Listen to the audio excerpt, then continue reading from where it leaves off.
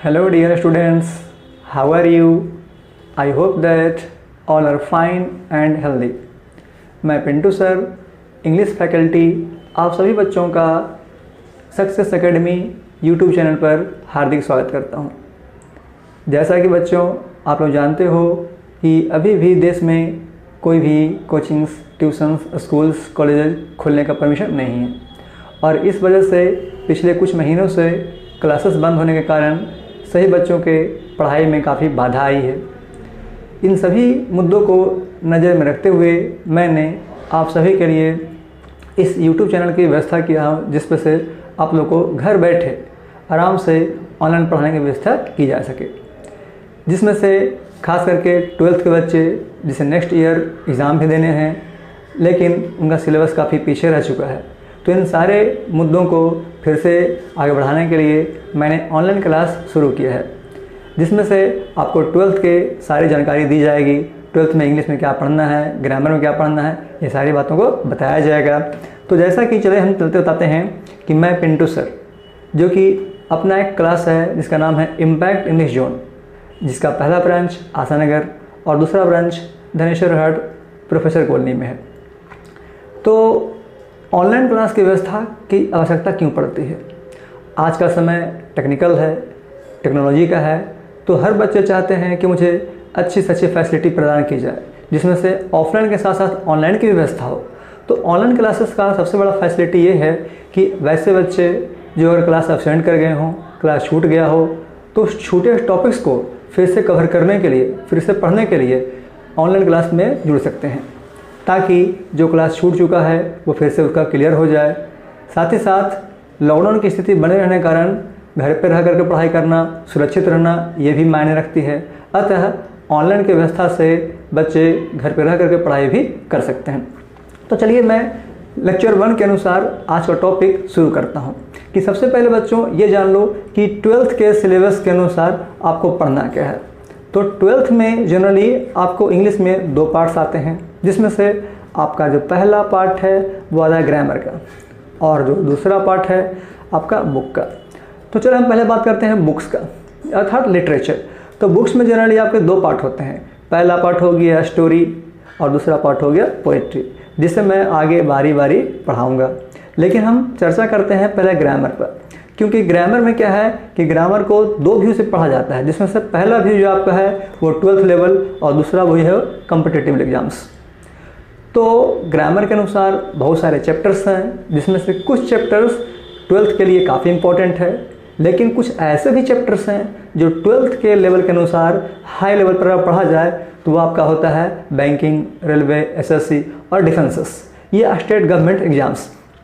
तो चलिए मैं ग्रामर बताता हूँ कि ग्रामर में आपको बहुत सारे चैप्टर्स होते हैं पढ़ने का, तो इन सारे चैप्टर्स को बारी बारी मैं आगे बताऊँगा। तो चलिए अगले टॉपिक की ओर हम बढ़ते हैं, जिसमें से 12th के सिलेबस के अनुसार कुछ खास चैप्टर्स का नाम आपके स्क्रीन पर बताया जा रहा है। हालांकि इसमें और भी चैप्टर आगे जोड़े जाएंगे, जिसका पढ़ाई मैं कंटिन्यू रखूँगा, लेकिन स्टार्टिंग में पहले आपको ये बता दूँ कि आपका कौन कौन सा बेसिक क्लास पढ़ाया जाता है। तो सबसे पहले हम बात करते हैं लेसन 1 का, जिसमें दिया गया है टाइम एंड टेंस।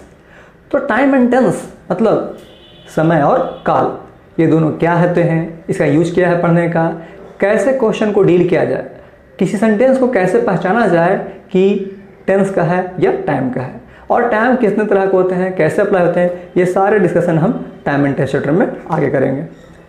आगे हम बढ़ते हैं आपका नंबर 2, जिसका नाम दिया गया है वॉइस, मतलब बात। वॉइस हमारे लाइफ के लिए एक काफ़ी इंपॉर्टेंट चैप्टर है, ना सिर्फ 12th वनली कॉम्पिटिटिव एग्जाम्स के लिए भी। आगे बात करते हैं नंबर 3, जिसका नाम दिया गया नरेशन। कुछ बच्चे इसे स्पीच के नाम से भी बुलाते हैं। तो आगे मैं बताऊंगा कि नरेशन कहाँ से बना, इस शब्द का निर्माण कैसे हुआ और नरेशन का हिंदी अर्थ क्या होता है, क्योंकि आए दिन हम अपने स्पोकन स्किल्स में नरेशंस का, वॉइस का और टेंसेस का, ये सारे चैप्टर्स का प्रयोग बखूबी करते हैं। आगे बढ़ते हैं नंबर 4, जिसका नाम दिया गया है प्रीपोजिशन, यानी संबंध सूचक, संबंधवाचक। इस चैप्टर्स में हमें ये पढ़ने होते हैं कि कैसे किसी सब्जेक्ट का प्रयोग उसके ऑब्जेक्ट के साथ या verb के साथ या अदर पर्सन के साथ रिलेट किया जाता है। इट मीन्स कि we can say that the relation shows in the preposition. And last number 5 जो दिया गया आपका सिंथेसिस एंड एनालिसिस, यानी combination of sentences and difference of sentences. It means कि इसमें हम बता सकते हैं कि कैसे किसी सेंटेंस को जोड़ा जाता है और कैसे किसी सेंटेंस को तोड़ा जाता है। तो बच्चों फिलहाल आपके स्क्रीन पर ये जो दिख रहे हैं 5, ये 5 जो दिए गए हैं एग्जाम्पल्स के तौर पर, ये चैप्टर्स है, time and tense, voice narration, preposition और सिंथेसिस एंड एनालिसिस। हालांकि इसके अलावा और भी चैप्टर्स पढ़ने हैं जिसको मैं आगे कंटिन्यू करूँगा। तो चलिए हम आज के टॉपिक के अनुसार आगे बढ़ते हैं और सबसे पहले शुरू किया जाता है आपका लेसन 1 जिसका हेडिंग दिया गया है time and tense. Time and tense का मतलब समय और काल। तो टाइम का प्रयोग किस तरह से टेंस में करना होता है, तो उसके लिए सबसे पहले हमें ये पढ़ना होता है कि टेंस क्या है। तो टेंस में ये समझना होता है कि टेंस आखिर जो है वो किस तरह का वर्ड है, ये कैसे बना हुआ है, टेंस का हिंदी क्या होता है, इसमें कितने रूल्स पढ़ने होते हैं, और अगर इन सभी रूल्स को जानने के बाद इन सब चैप्टर्स में हम टाइम का प्रयोग कर दिए तो इसे क्या कहते हैं, टाइम एंड टेंस। क्लियर? तो चलिए हम पहले टेंस की चर्चा करेंगे, फिर बाद में टाइम की चर्चा करेंगे और एटलीस्ट दोनों कम्बिनेशन के बारे में भी बताया जाएगा। तो सबसे पहले हमें यह पढ़ना होता है कि what is the definition of tense. Tense की परिभाषा क्या है, काल किसे कहते हैं, हम कैसे समझेंगे कि काल क्या चीज़ होता है। तो चलिए पहले इसको हम जो डेफिनेशन दिया गया है वो जान लें। इट मीन्स कि what is the definition of tense. आपके स्क्रीन पर शो कर रहा हूं मैं कि tense is a form of verb. रुकना है थोड़ा देर यहाँ पर।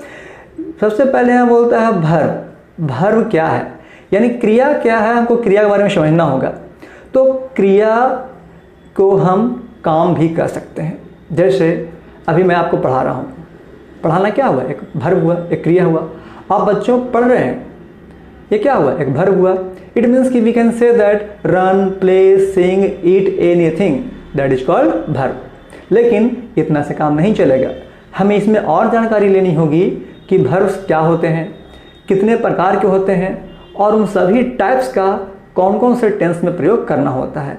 इट मीन्स कि we can say that in the other language, other style, कि the usages of verb in the form of tense, कि टेंस में कौन कौन से वर्ब का प्रयोग किया जाता है। तो चलो मैं बता दूं बच्चों कि सबसे पहले देखा जाए तो वर्ब का 5 रूप होता है जिसको हम V1, V2, V3, V4 और V5 से दर्शा सकते हैं। बेसिक क्लासेस में आप लोग पढ़ चुके होंगे कि किसी भी वर्ब का 5 रूप होता है जिसको हम V1, V2, V3, V4 और V5 के नाम से जानते हैं। लेकिन टेंस के अनुसार हमें यह पढ़ना होता है कि किस स्ट्रक्चर्स में, किस टेंस में V1 का प्रयोग होगा या 2 का या 3 या 4 या 5 का। तो V1, 2, 3, 4, 5 हर बच्चे जानते हैं, लेकिन इसका प्रॉपर यूज क्या करना है वो टाइम एंड टेंस के अनुसार सेट करना होता है। तो अगर हम सबसे बड़ा ध्यान ये दे दें कि आपके पास वर्ब फॉर्म का पावर है, स्ट्रॉन्ग है, जैसे मान लिया गो, वेंट, गोन, गोइंग, गोज, इस तरह से आपके पास कलेक्शन है का वर्ड्स, यानी शब्दों का बहुत सारा कलेक्शन है, बहुत सारा संग्रह है। तो आप चाहें तो टेंस को इजीली भी में पढ़ सकते हैं। चलिए आगे बढ़ते हैं। यहाँ पर क्या फिर कर रहा है कि टू शो, शो का मतलब होता है दिखलाना, प्रदर्शित करना, यानी किसी चीज़ के बारे में बताना। फिर कर रहा है टाइम ऑफ एक्शन। टाइम का मतलब हो गया समय और एक्शन मतलब हो गया क्रिया या काम। तो एक सिंपल भाषा में बोला जा सकता है कि tense is a form of verb to show the time of action, यानी काल क्रिया का वह रूप होता है जिसके अंतर्गत किसी काम को संपादित किया जाता है।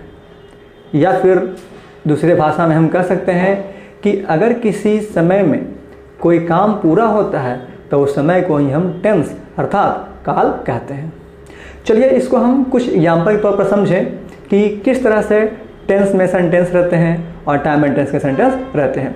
तो चलिए हम पहला जो टॉपिक है मेरा टेंस, हम उस पर क्लियर करें कि टेंस का एग्जाम्पल्स कैसा हो सकता है, कैसे किसी स्ट्रक्चर में हम V1, 2, 3, 4, 5 का प्रयोग कर सकते हैं। तो चलिए यहाँ पर आपको 3 एग्जाम्पल के माध्यम से मैं समझाता हूँ। हालांकि इसमें और भी एग्जाम्पल्स दिए जा सकते हैं जो मैं आपको प्रैक्टिस में दूंगा। तो चलिए सबसे पहले करते हैं एग्जाम्पल नंबर 1 का। यहाँ दिया गया है कि Sam helps the poor. Hindi की बात करते हैं तो हिंदी बच्चों बहुत ज़रूरी है, क्योंकि नॉट सिर्फ इंग्लिश, क्योंकि इंग्लिश टू हिंदी और हिंदी टू इंग्लिश दोनों सीखना होता है। तो यहाँ पर कह रहा है सैम हेल्प्स द पुअर, यानी सैम गरीबों की मदद करता है, गरीबों की सहायता करता है। नंबर 2 की बात करते हैं, Jack went to market, Jack बाजार गया। नंबर 3 की बात करते हैं तो Rohan will write a letter, Rohan एक पत्र लिखेगा। इट मीन्स कि तीनों एग्जाम्पल में एक बात आपने कॉमन गौर किया होगा कि नंबर 1 सैम, नंबर 2 जैक और number 3 Rohan, all 3 are known as subject. अगला टॉपिक हम बात करते हैं तो पहला एग्जाम्पल में हेल्प्स, दूसरा बेंट और तीसरा राइट, ये तीनों क्या है, वर्ब है। अभी मैंने चर्चा किया था ऊपर कि वर्ब के रूप 1, 2, 3, 4, 5 भी हो सकते हैं। इट मीन्स कि यहाँ पर जो आपको दिया गया हेल्प्स वो आपका V5 हो गया, नंबर 2 बेंट जो कि V2 के रूप में है, और यहाँ पर दिया गया राइट जो कि वर्ब का पहला रूप है। फिर हम पहले एग्जाम्पल की बात करते हैं तो द पुअर, दूसरे में मार्केट और तीसरे में अ लेटर, ये तीनों जो है आपका ऑब्जेक्ट है। इट मीन्स कि एक कैलकुलेशन आप निकाल सकते हैं कि जनरली सेंटेंस का जो पैटर्न होता है उसके लिए 3 बातों पर ध्यान देना अति आवश्यक है। आई रिपीट इट, किसी भी सेंटेंस के स्ट्रक्चर के लिए खास 3 बातों पर ध्यान देना पड़ता है, जो कि आपके 3 एग्जाम्पल के माध्यम से समझाया गया है। जिसमें से एक होता है सब्जेक्ट। सब्जेक्ट क्या होता है ये आप लोग जानते हैं, लेकिन फिर भी मैं आपको बताता हूँ कि अगर किसी व्यक्ति के द्वारा कोई काम पूरा होता है, कोई काम संपादित होता है, तो उस व्यक्ति को क्या कहते हैं, सब्जेक्ट। नंबर 2 वर्ब, वर्ब मतलब होता है क्रिया, अर्थात किसी काम का पूरा होना, just like run, sleep, write, go, इस तरह का वर्ब हो सकता है। तो वर्ब के 5 रूप है, तो पांचों में से V1, 2, 3, 4 और 5 जो कि अल्टरनेट हम उसको रूल वाइज अप्लाई कर सकते हैं। और तीसरा पॉइंट की चर्चा हम करते हैं ऑब्जेक्ट, मतलब कर्म, यानी कर्म का अर्थ होता है कि काम के करने के बाद जिस पे उसका असर पड़े, यानी क्रिया का असर पड़े, क्या कहता है, कर्म। तो जनरली बेसिक सेंटेंस के अनुसार देखा जाए तो सब्जेक्ट, ऑब्जेक्ट और वर्ब का होना जरूरी है, लेकिन सेंटेंस इतना में कंप्लीट नहीं होता है। ये सेंटेंस का एक बेसिक फॉर्म है, लेकिन शुरू में हमको बेसिक फॉर्म ही सीखना होगा। जैसे जैसे हम आगे बढ़ेंगे तो सेंटेंस को और कॉम्प्लेक्स किया जा सकता है, जिसमें अदर वर्ड और भी कॉम्प्लीमेंट वगैरह जोड़े जा सकते हैं, लेकिन बेसिक फॉर्मेशन के लिए 3 चीज़, सब्जेक्ट, वर्ब और ऑब्जेक्ट जरूरी है। चलिए हम कुछ एग्जाम्पल्स और लेते हैं जिसमें आपको टेंस के साथ साथ टाइम भी लगाया गया है, जो कि आपको यहाँ पर शो किया गया है। तो यहाँ देख रहे हैं कि टेंस विथ टाइम, यानी वैसा एग्जाम्पल्स जिसमें टाइम को कैसे अप्लाई करना होता है। तो चलिए मैं आपको समझा दूं कि टेंस का एग्जाम्पल दिए, पहले अभी आप बताया 3, अब समझे टाइम के साथ टेंस का एग्जाम्पल। जैसे कि यहाँ पर एग्जाम्पल नंबर जो 1 दिया गया है आपका, जिसका है माई मदर कुक्स फूड एवरीडे, यानी मेरी माँ प्रतिदिन खाना बनाती है या भोजन बनाती है। नंबर 2 की बात करें, the teacher taut me yesterday. Number 3 की बात करें तो you will play football tomorrow. तो मैंने अभी बताया कि किसी भी बेसिक स्ट्रक्चर्स के लिए 3 चीज़। तो चलिए हम काउंट करते हैं। अगर हम एग्जाम्पल नंबर 1 की बात करते हैं तो 1 में माई मदर, 2 में द टीचर और 3 में यू, ये तीनों क्या है, सब्जेक्ट हैं, क्योंकि इन तीनों सेंटेंस में बारी बारी उनके द्वारा काम किया गया है। कुक्स की बात करते हैं, टाउट की बात करते हैं, प्ले की बात करते हैं, तो ये भी क्या है, आपका वर्ब है, जो कि कोई भी 1, 2, 3, 4, 5 में भी हो सकता है। फूड, मी और फुटबॉल, ये आपका ऑब्जेक्ट हो गया। और ठीक उसी तरह से मैंने क्या चर्चा किया, टाइम के बारे में। तो यहाँ पर देखते हैं पहला एग्जाम्पल में एवरीडे, दूसरा में यस्टरडे और तीसरा में टुमारो। यानी आपको यहाँ पर जो मैंने अंडरलाइन करके उसे घेरा, ये आपको शो करता है टाइम को। तो टाइम में जनरली क्या है कि हम किसी तरह के और भी ज़्यादा स्ट्रक्चर्स का प्रयोग कर सकते हैं, लेकिन बेसिक के लिए ये 3 एग्जाम्पल्स हैं। और भी एग्जाम्पल्स हम दे सकते हैं, ये आपको प्रैक्टिस में मिलेगा, लेकिन हमको ये समझना है कि कैसे किसी टाइम को पहचाना जाए कि वो टेंस के अनुसार अप्लाई किया गया है।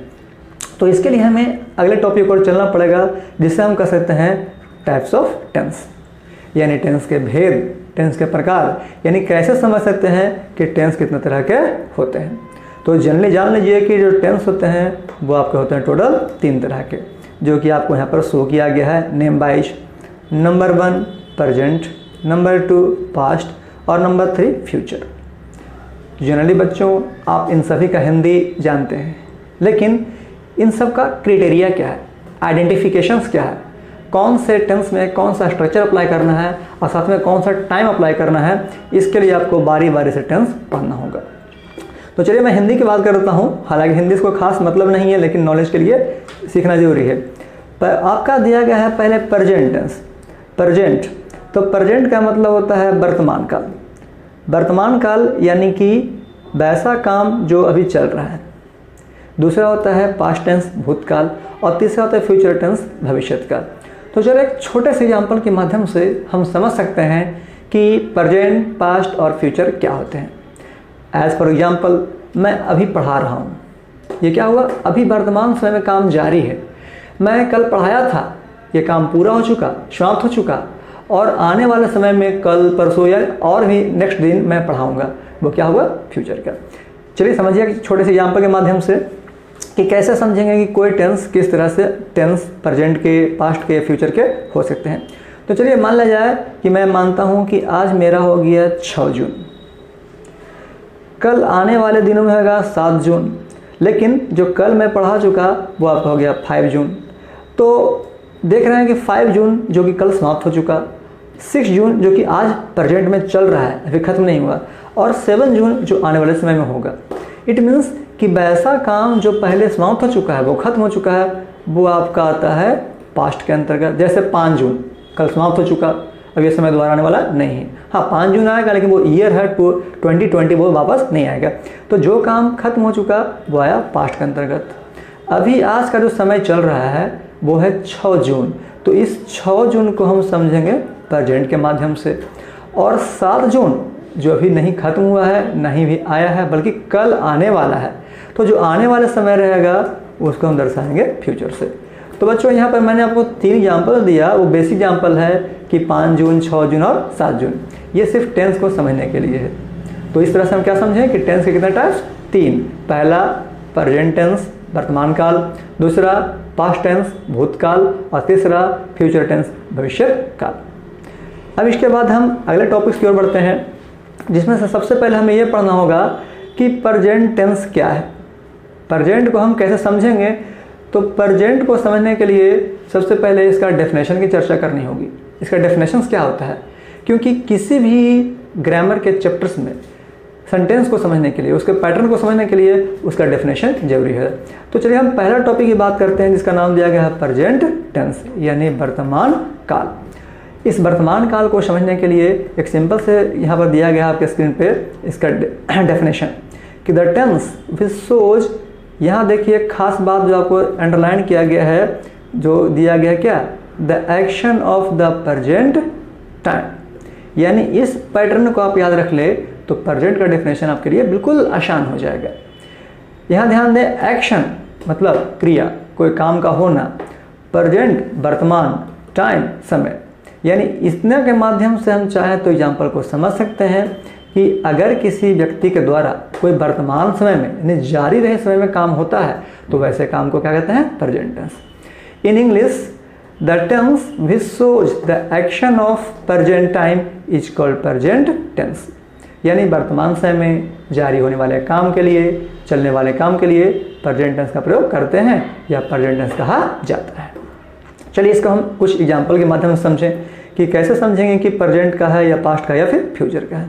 तो यहाँ पर आपको 3 एग्जाम्पल्स दिया गया है और तीनों एग्जाम्पल जो है बच्चों वो आपका प्रेजेंट टेंस का है। चलिए पहला हम ये बात करते हैं जिसमें दिया गया है Mac prepares for the exam. यानी मैक एक लड़का है, एक व्यक्ति है जो कि परीक्षा की तैयारी करता है। Number 2, Jack goes to school every day. Jack प्रतिदिन विद्यालय जाता है। और number 3, Rahul works for his success. Rahul अपनी सफलता के लिए काम करता है। तो मैंने बच्चों अभी पिछले टॉपिक्स में बताया कि किसी भी सेंटेंस के बेसिक पैटर्न के लिए 3 चीज़ों को होना अति आवश्यक है। नंबर 1 सब्जेक्ट, 2 वर्ब जो अलग अलग रूपों में हो सकता है, और नंबर 3 ऑब्जेक्ट। तो चलिए हम पहले यहाँ फिर से मैं बता दूँ कि पहला सेंटेंस का मैक, दूसरा का जैक और तीसरा का राहुल, ये तीनों आपको सब्जेक्ट हो गए। उसी तरह से प्रिपेयर्स, गोज और वर्क्स, ये आपके वर्ब के रूप हो गए और तीनों का तीनों वही 5 ग्रुप में दिया गया है। अब बाकी जो बच गए कुछ प्रीपोजिशंस इसमें है, जिसके बारे में चर्चा हम बाद में करेंगे, लेकिन फिलहाल ऑब्जेक्ट जैसे एग्ज़ाम, स्कूल्स और हिज सक्सेस। तो चलिए यहाँ के माध्यम से इतना तो हम सीख गए, इतना तो हम जान गए कि किसी भी सेंटेंस में वैसा काम जो प्रेजेंट को शो करता है वो आपका होता है प्रेजेंट इंडेफिनिट टेंस। यानी एक बेसिकली हम समझें तो एक शॉर्टकट ट्रिक जिसको कॉम्पिटिटिव एग्जाम में यूज किया जाता है कि कम समय में आराम से किसी क्वेश्चन को डील करना, उसको सोल्व करना। तो चलिए मैं आपको टाइम एंड टेंस का एक छोटा सा ट्रिक बताता हूँ और ऐसे ऐसे ट्रिक मैं आगे क्लास में, अगले टॉपिक्स में, हर ट्यूटर में बताता रहूँगा, जिससे आपका हर एग्ज़ाम इजीली वे में निकल जाएगा, ताकि लंबा पैटर्न पढ़ने से छुटकारा हो, झंझट से मुक्ति हो और शॉर्टकट तरीके से आसानी से सीखा जा सके। देखिए वैसा कोई सेंटेंस जिसमें V1 और V5 हो वो जनरली प्रेजेंट का होता है, लेकिन प्रेजेंट में किसका होता है उसकी चर्चा हम आगे करेंगे। लेकिन फिलहाल जान लीजिए कि प्रेजेंट V1 या V5। अब यहाँ पर शॉर्ट में आप ये समझिए कि V1 V5 है क्या। तो जनरली बच्चों जो आप यूज़ करते हैं, इससे मान लिया गो, ये आपका V1 है, लेकिन अगर V5 की हम चर्चा करें तो ये कैसे बनता है, इसका एक पैटर्न होता है, इसका एक स्ट्रक्चर होता है और कहाँ पर हम लगा सकते हैं। तो देखिए V5 के लिए हम यूज़ कर सकते हैं V1 प्लस एस या ES। अब दो सवाल आया आपके साथ कि V5 के फॉर्मेशन के लिए आपको एक छोटा सा जो स्ट्रक्चर है वो फॉलो करना होगा। कौन सा स्ट्रक्चर कि V1 में अगर हम जोड़ते हैं S या ES। अब सवाल ये उठता है कि हमको कहाँ पर जोड़ना है S और कहाँ पर जोड़ना है ES। तो चलिए उसके मैं बताता हूँ कि S और ES कोई बहुत बड़ी चीज़ नहीं है, ये आप सिंपल भाषा में समझ सकते हैं कि अगर कोई वर्ब का जो लास्ट का जो डिजिट है वो आपका आता है, मान लिया जाए कि C, इट मीन्स C मतलब होता है आपको कॉन्सोनेंट।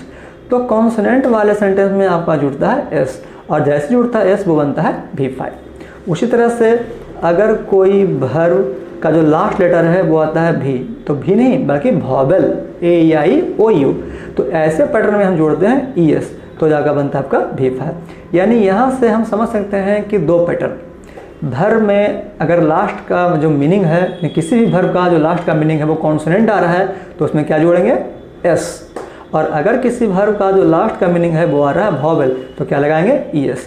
तो इन दोनों का पैटर्न से क्या बनता है V5। यानी इस स्ट्रक्चर की अगर हम बात करते हैं कि किसी भी V5 को बनाने का तरीका, तो दो तरीका, वर्ब के लास्ट में S या ES। तो चलिए मैं आपको एक एग्जाम्पल के माध्यम से समझाता हूँ कि कैसे S और कैसे ES। चलिए यहीं पर समझाता हूँ कि देखो तो वर्ब में जोड़ना है S कब, जब लास्ट का मीनिंग कॉन्सोनेंट हो तब। चलिए एक मैं मीनिंग लेता हूँ आपको ईट, जो कि आपका दिया गया है V1। ईट मतलब खाना, हर कोई जानते हैं। ईट का जो लास्ट का मीनिंग है वो क्या बच्चों, T. According to the English grammar T is a consonant. मैंने बताया कि अगर कॉन्सोनेंट है तो उसमें क्या लगाना है हमको S, यानी हम चाहें तो यहाँ पर लगा देंगे S, तो ये क्या बन जाएगा इट्स। तो ये जो बन गया आपका V5। दूसरे एग्जाम्पल की हम बात करते हैं तो अगर हम लेते हैं मान लिया गो, तो गो एक वर्ब है, इस वर्ब का जो लास्ट का मीनिंग है वो क्या आता है आपको O, और according to English grammar O is a vowel. मैंने बताया कि V वाले में यानी वॉवेल वाले में क्या लगता है ES, यानी हम यहाँ पर अगर लगाते हैं ES तो मीनिंग क्या बनता है गोज।